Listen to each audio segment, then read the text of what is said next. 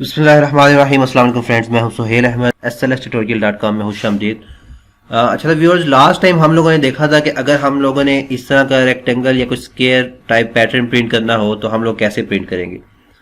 तो हम लोगों ने स्टैरिक के थ्रू, डिजिट्स के थ्रू और अल्फ़ाबेट्स के थ्रू हम लोगों ने प्रिंट करके देख लिया था। अगर वीडियो आप लोगों ने नहीं देखी तो यहाँ पे क्लिक करेंगे या फिर डिस्क्रिप्शन में क्लिक करके आप लोग वो लिंक हासिल कर सकते हैं। इसके अलावा कार्ड, ऊपर कार्ड पे क्लिक करेंगे तो आपको वो लिंक शो हो जाएगा। तो आज हम, ये जस्ट सिंपल एक पैटर्न था, आज हम देखते हैं कि इसको थोड़ा बहुत पैटर्न अगर हमें चेंज करना पड़ जाए। लाइक हमें पैटर्न कुछ इस तरह का प्रिंट करना पड़ जाए कि हमारे पास फर्स्ट रो में जस्ट एक स्टैरिक है, देन उसके बाद दूसरी रो में दूसरा स्टैरिक है, थर्ड रो में आपके पास 3 स्टैरिक है, फोर्थ रो में आपके पास 4 स्टैरिक हैं और देन फिफ्थ रो में आपके पास 5 स्टैरिक है। तो इस तरह का अगर पैटर्न प्रिंट करना पड़ जाए तो फिर क्या होगा, ठीक है। तो इसी जो हमारे पास ये कोड लिखा हुआ है इसी को हम चेंज कर लेते हैं, या फिर हम लोग न्यू कोड क्रिएट कर लेते हैं ताकि जो लोग फर्स्ट टाइम ये वीडियो देख रहे हैं, उन्होंने पिछली वीडियो नहीं देखी हुई, तो उन्हें भी ये चीज़ समझ आ जाए। तो हम लोग एक्चुअली लॉजिक कैसे बनाते हैं, जिसने आपको स्टार्टिंग में ही बताता आ रहा हूँ कि कोई भी प्रोग्राम आपने करना हो तो पहले उसको रजिस्टर पे उसकी लॉजिक बना लिया करें। तो अब यहाँ पर अगर हम देखें तो इसकी लॉजिक कैसे बनेगी कि हमारे पास कितनी रोज और कितने कॉलम्स हैं। हमारे पास 5 रोज और 5 कॉलम आ रहे हैं, ठीक है।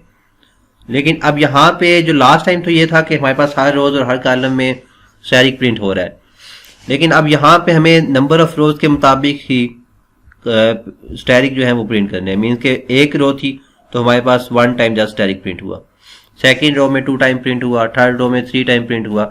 इट मीन्स कि हमने साथ साथ चेक करते रहना है कि जो नंबर ऑफ रोज है उतने टाइम ही आपके पास स्टैरिक प्रिंट होना चाहिए, अदरवाइज स्टैरिक प्रिंट नहीं होना चाहिए, ठीक है।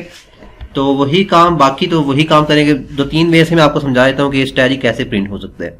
सबसे पहले हम बिल्कुल इजीएस्ट कोड जो है वो लिख लेते हैं, देन उसको थोड़ा सा ऑप्टिमाइज्ड कोड हम लोग लिखेंगे। ऑप्टिमाइज्ड कोड ये होता है कि जिसका रनिंग टाइम, जब आप ये कह लें कि रनिंग टाइम भी आपके लिए थोड़ा सा मुश्किल हो जाएगा अगर आप बिगिनर लेवल पे हैं।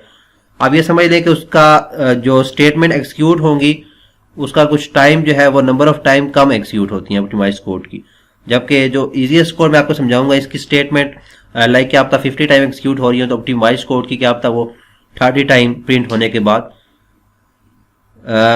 लाइक अगर इजीएस्ट कोड की फॉर एग्जांपल अगर 50 टाइम एक स्टेटमेंट एग्जीक्यूट होने के बाद ये पैटर्न प्रिंट होता है, तो ऑप्टिमाइज्ड कोड वही आउटपुट आपको 30 टाइम या 25 टाइम स्टेटमेंट एग्जीक्यूट होने के बाद वो आउटपुट आपको दे देता है। तो हम दोनों तरीकों से देख लेते हैं।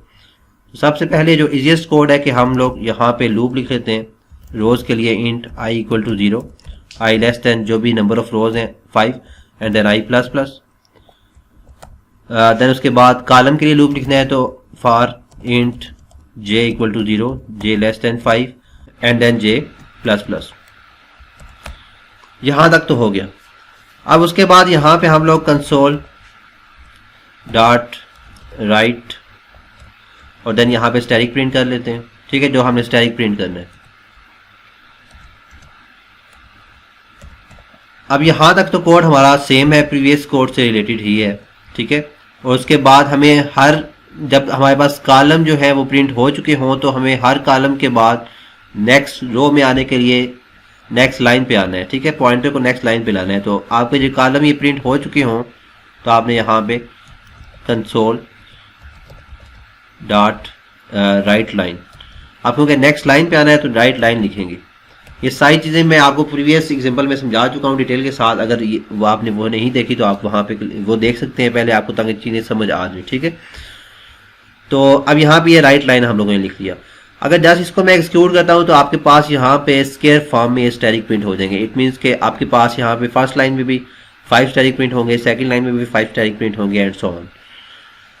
यहाँ पे आप चेक करना है कि हमारे पास जो नंबर ऑफ कॉलम्स का है आपके पास, मीन्स अगर आपके पास जो नंबर ऑफ कॉलम है वो भी 2 है और आपके पास नंबर ऑफ रोज है वो भी 2 है, तो आपके पास स्टैरिक प्रिंट होना चाहिए।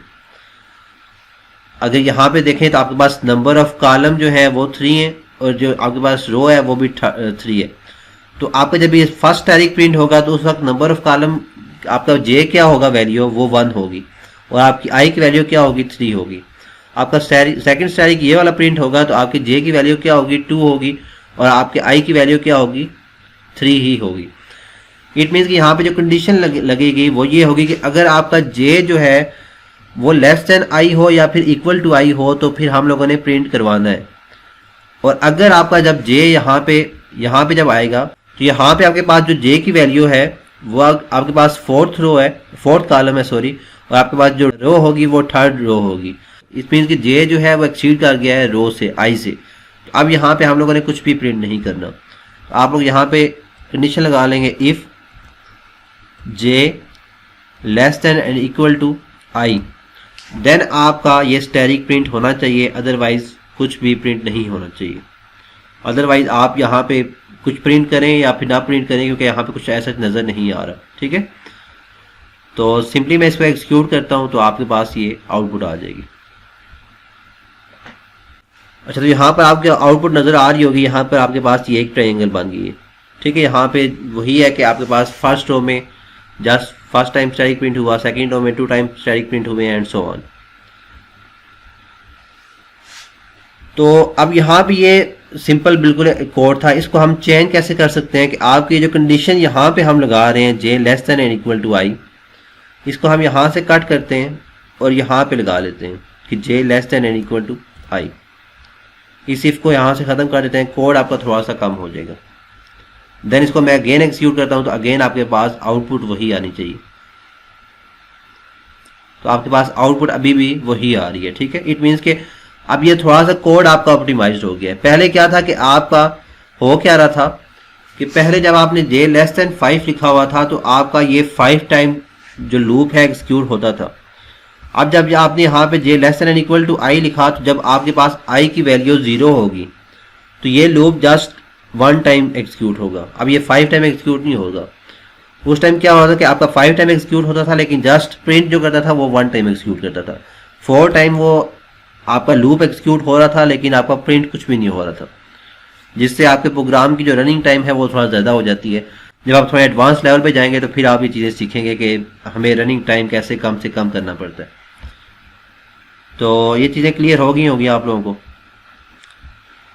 अब यहाँ पे अगर हमने कोई डिजिट्स या अल्फ़ाबेट्स प्रिंट करने हों, जिस तरह हम लोगों ने लास्ट वीडियो में देखा था कि यहाँ पे हम लोग एक वेरिएबल बना लेते हैं इंट स्टार्ट इक्वल टू 1, और देन यहाँ पे मैं स्टैटिक की जगह स्टार्ट वेरिएबल यूज़ कर लेता हूँ, देन प्लस आपके पास ये स्टार्ट वेरिएबल शो होगा। ठीक है, अब जस्ट मैं इसी को एक्सिक्यूट कर लेता हूँ तो आपके पास जो स्टार्ट में वैल्यू पड़ी हुई है हर दफ़ा वही एक्सिक्यूट होगी। इसको हम एक्सिक्यूट करके देख लेते हैं तो आपके पास जस्ट यहाँ पे 1 प्रिंट हो रहा है। ठीक है, ये भी पैटर्न हो सकता है कि इस तरह का ही पैटर्न हो। देन नेक्स्ट क्या है कि आप यहाँ पे हर दफ़ा जो डिजिट है उसकी वैल्यू चेंज करना चाहते हैं तो आप यहाँ पे स्टार्ट प्लस प्लस लिखते हैं। इससे क्या होता है कि आपका डिजिट जो है वो इंक्रीज होता जाएगा हर दफ़ा। तो इसको एक्सिक्यूट करके देख लेते हैं हम लोग। तो आपके पास 1 2 3 4 5 6 7 एंड सो ऑन। तो आपके पास ये पैटर्न जो है प्रिंट हो गया लास्ट लाइन में, क्योंकि आपके पास जो डिजिट है उनकी लेंथ एक्सीड कर गई है। पहले आपके पास 1 1 थे तो आपके पास ये पैटर्न बनता जा रहा था। नेक्स्ट आपके पास 2 आ गए हैं लास्ट लाइन में, तो आपके पास जो थोड़ी शेप है वो चेंज हो गई है। तो इसको अगर हम यहाँ से 1 की बजाय 10 से स्टार्ट कर दें तो फिर देन आपको ये पैटर्न सही नज़र आएगा अपनी एक्चुअल शेप में। तो 1 to 24 आपके पास ये पैटर्न ट्रायंगल फॉर्म में प्रिंट हो रहा है। ठीक है, इसी तरह हम अगर इसको अल्फ़ाबेट्स फॉर्म में लेना चाहते हैं तो अगेन आप लोग यहाँ पे जो करेक्ट वेरिएबल लेंगे वो करेक्टर टाइप का ले लें। देन यहाँ पे इसको ए से आप इनिशियलाइज कर लें और देन बाकी कोड आपका ठीक है वही चीज़ कि आपके यहाँ पे जब आपने यहाँ पे इंटीजर फॉर्म में इस वेरिएबल को लिया था तो आपके पास जो इंक्रीमेंट हो रहा था वो इंटीजर फॉर्म में हो रहा था। अब जो इंक्रीमेंट होगा वो आपका करेक्टर फॉर्म में होगा। ठीक है, मीन्स कि A B C and so on. इसको एक्सिक्यूट करके देख लेते हैं तो आपके पास ये ट्रायंगल अल्फ़ाबेट्स की फॉर्म में भी आ गई है।